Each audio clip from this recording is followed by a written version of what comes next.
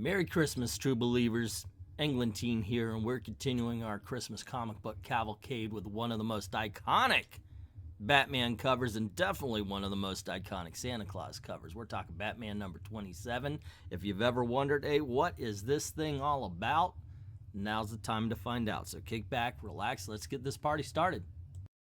Once again, because Golden Age comics were great, actually comics all the way up to the modern day were great enough to have a splash page that gave us a little taste of what we're about to see, and this one says, any resemblance between this adventure and Dickens' beloved masterpiece, A Christmas Carol, is strictly intentional. For the great English novelist wrote of the spirit of brotherhood that stirs anew in the world when the mystical stars of the wise men shines at Yuletide, and that is the guiding beacon of the mighty Batman and Robin, as they fare forth once more against evil and injustice to tell an old story in a startling new way.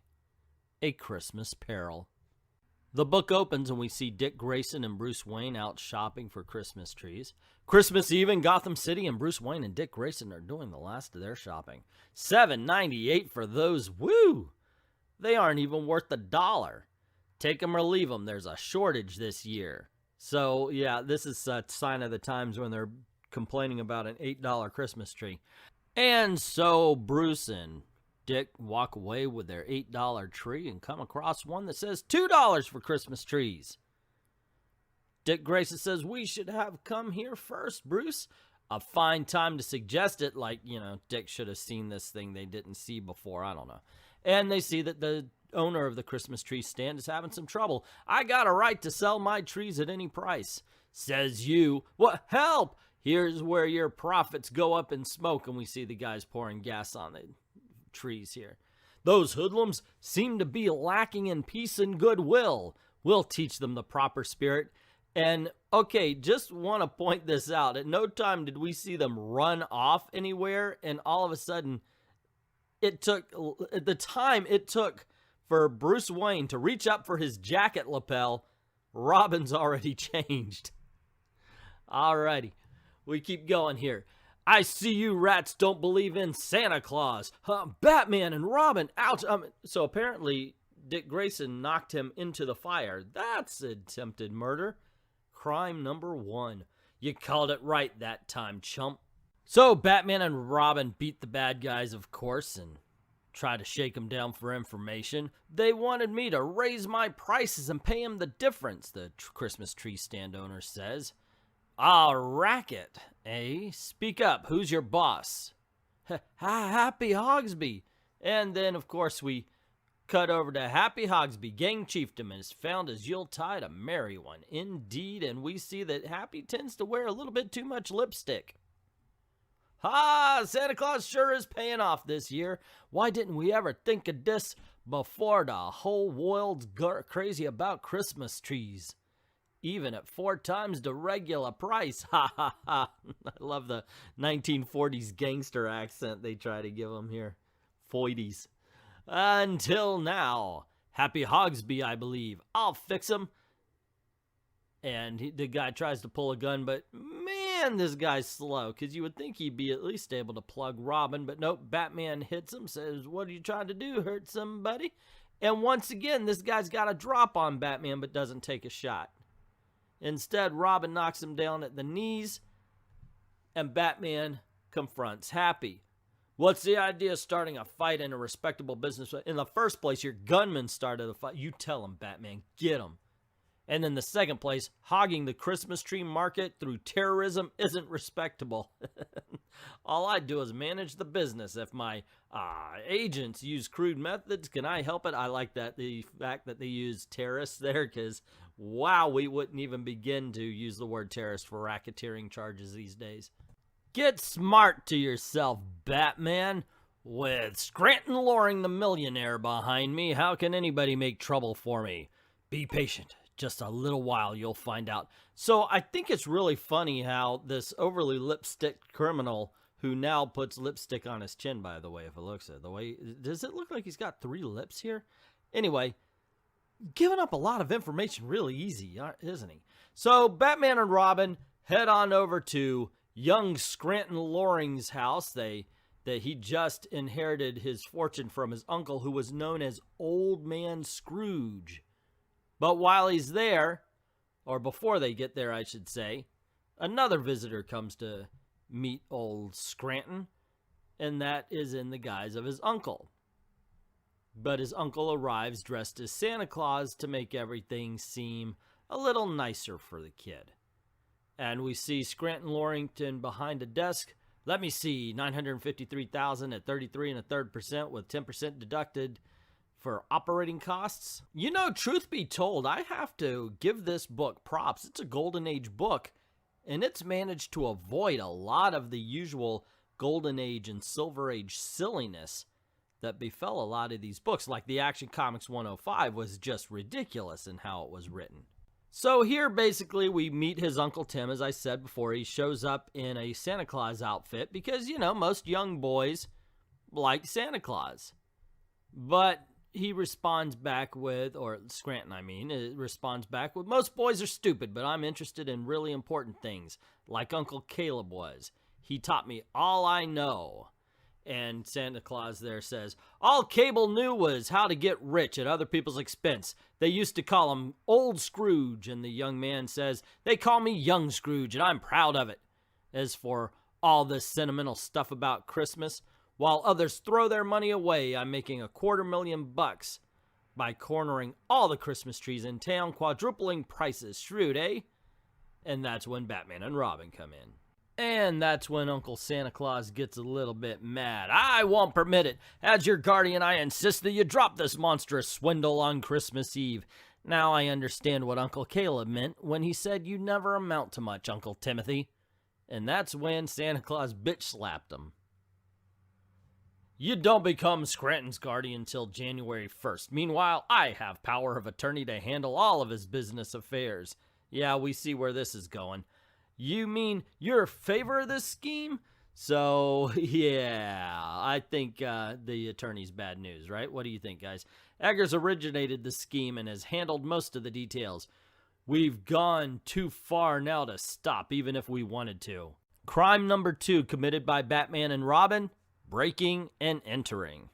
And, of course, being Batman and Robin, they want to enter a room in the most intimidating way possible. Season's greetings. Batman and Robin, aren't you thrilled, Scranton? Why? They're stupid to do, doing all the things they do for nothing? Robin, I'm afraid our only chance is to take young Scrooge out for a little airing. Check. Catch! And then Robin throws the kid over to Batman. Stop it immediately, you ruffians, says the lawyer.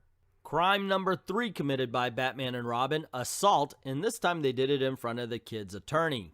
And as Robin is jumping out a window, he says, don't worry, we'll take good care of him. Of course, the attorney's yelling, help police, and Uncle Santa Claus is saying, I don't know what this is all about, but strangely, I don't feel upset about it. Your kid is being kidnapped by a guy in a mask.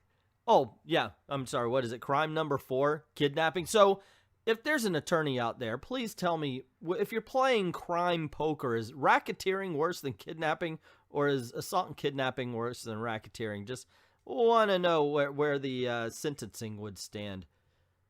Okay, so then we see endangerment, crime number 6, as they're swinging what looks like on one rope while Robin is holding a grown boy under his arm.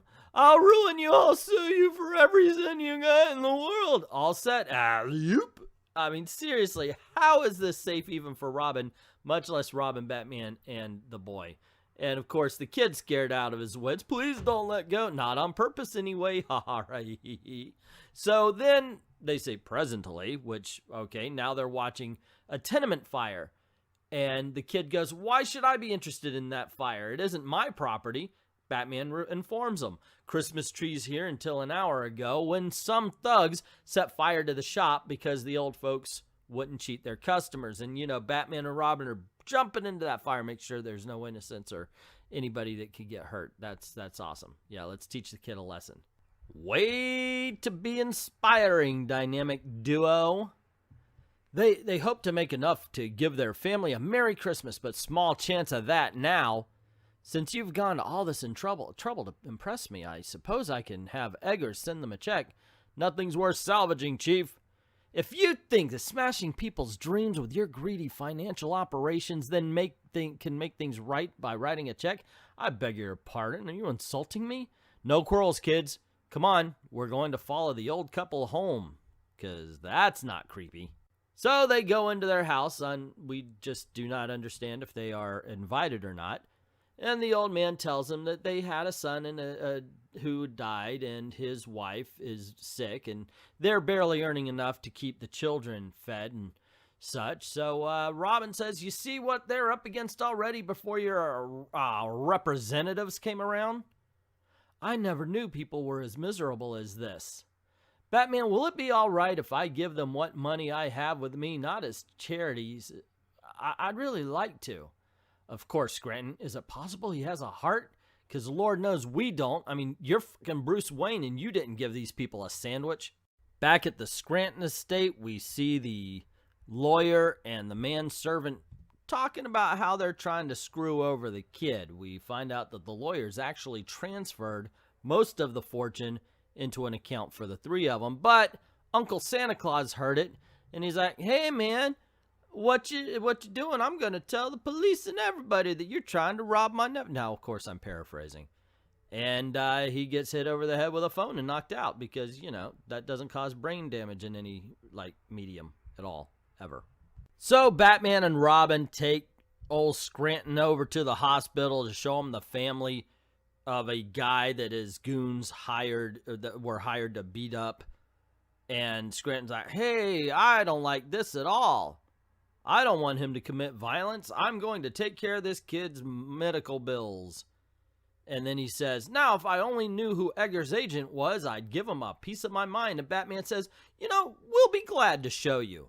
So they take the kid over to a known gangster and have him go up to the door by himself. I'll make him give me a list of every bit of damage his men have caused.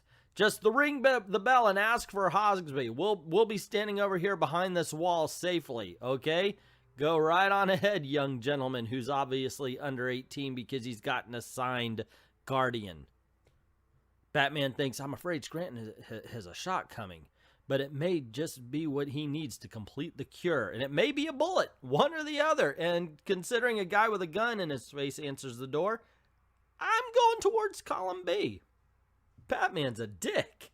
I'm Scranton Loring. Put that pistol away and take me to Mr. Hogsby immediately. Okay, Mr. Hogsby, look, I got you a corpse for Christmas. So young Scranton goes in and finds out that everybody he trusted is actually working against him to steal all of his money and cause all sorts of violence in his name. And he sees his Uncle Tim Santa Claus sitting in the chair, and he discovers all of the evil deeds. And Batman jumps in through what looks like an open window. Keep an eye on that window. And everybody's like, Batman, oh my gosh.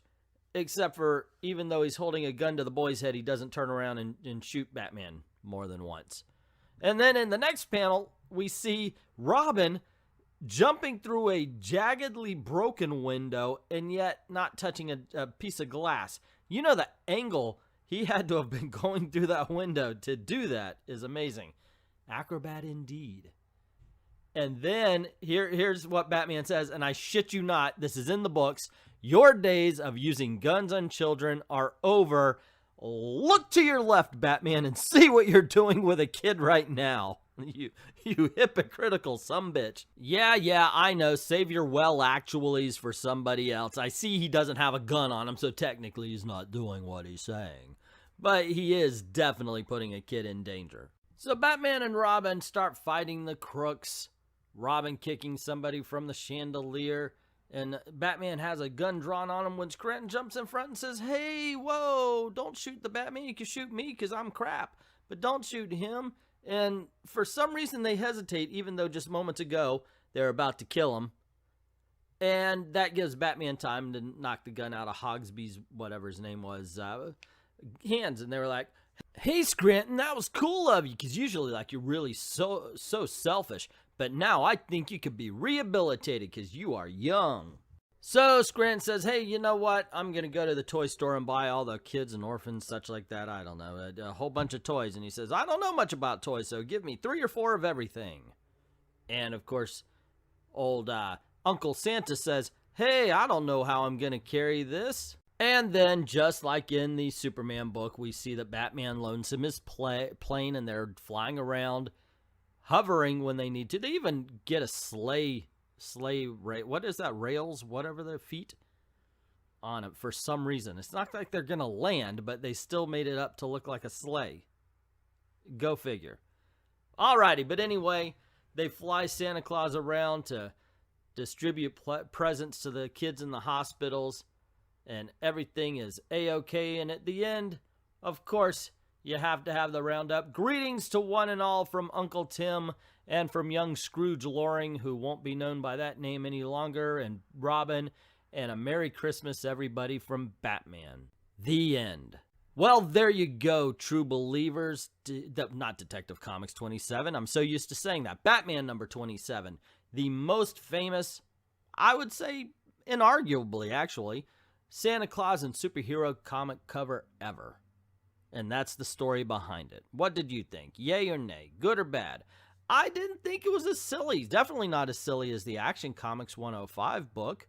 You know, at least Batman wasn't flying Superman around a volcano so he could lose weight. Check that video out. I'm telling you, it's awesome. And I am patting myself on the back for that one. Anyway, let me know what you thought in the comments below. Also, I like looking at these old books. So if there's anything you want me to check out, leave that in the comments below as well. I think that'd be a lot of fun. Also, if you like videos like this, click like, click share, subscribe, of course, and if you haven't done it already, hit the notification bell so you don't miss anything. Oh, actually, if you have done it, do it again because people are losing the notifications. Also, this is the way we make our living, so if you don't mind heading on over to Patreon, drop $1 in the till, help us keep the lights on, and help us keep making videos for you. Like to thank everybody who's already done that, and to everyone, all of the true believers, thank you very, very much for watching.